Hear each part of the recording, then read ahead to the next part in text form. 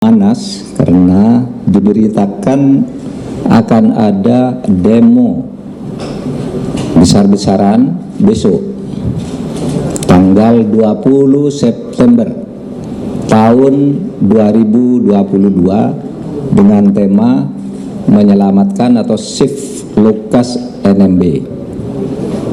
Latar belakangnya karena Lukas NMB sebagai gubernur itu telah ditetapkan sebagai tersangka oleh KPK beberapa waktu yang lalu dan sekarang merasa terkurung di rumahnya, di rumah gubernur.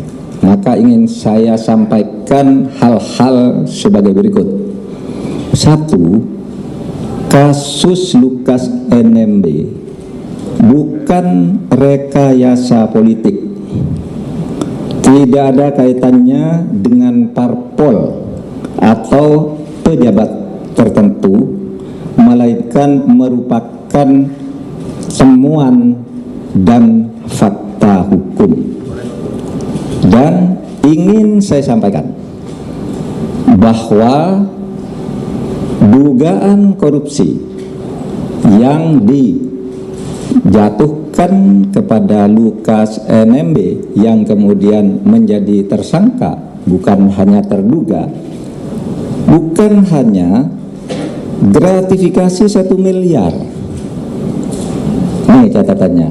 Ada laporan dari PPATK tentang dugaan korupsi atau ketidakwajaran dari penyimpanan dan pengelolaan uang yang jumlahnya ratusan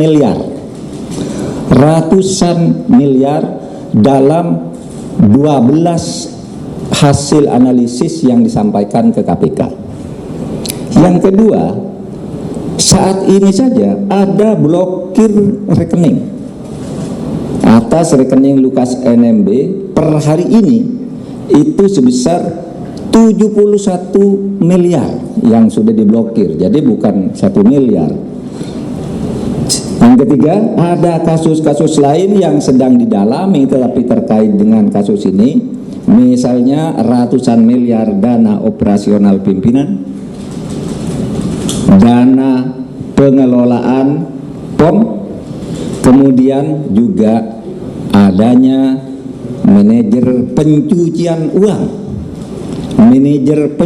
uang yang dilakukan atau dimiliki oleh Lukas NMB. Selanjutnya, BPK selama ini tidak berhasil melakukan pemeriksaan karena selalu tidak bisa diperiksa, sehingga BPK lebih banyak disclaimer atas kasus keuangan di Papua tersebut. Oleh sebab itu lalu bukti-bukti hukum mencari jalannya sendiri dan ditemukanlah kasus-kasus tersebut. Kemudian, saudara, oleh sebab itu sebuah artikel yang beredar yang mengatasnamakan pendeta atau gembala Dr. A.G. Sokrates Yoman yang menyebut bahwa Lukas pada bulan Maret tahun 2019 ke Jakarta untuk berobat dan tinggal di Jakarta karena ada COVID, ada lockdown, sehingga pada bulan Mei 2019 dia meminta Tono untuk transfer uang 1 miliar melalui BCA.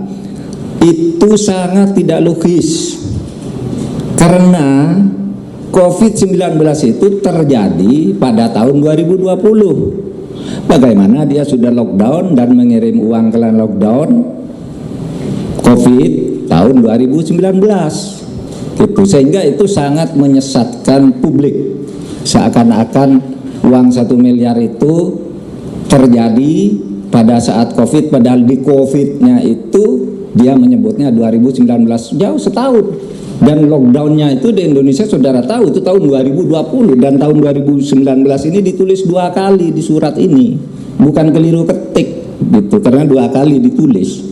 Nah, saudara sekalian, kasus Lukas NMB ini bukan baru terjadi sekarang menjelang situasi politik seperti ditulis oleh Romo tadi, situasi politik menjelang 2024 karena ada parpol dan sebagainya.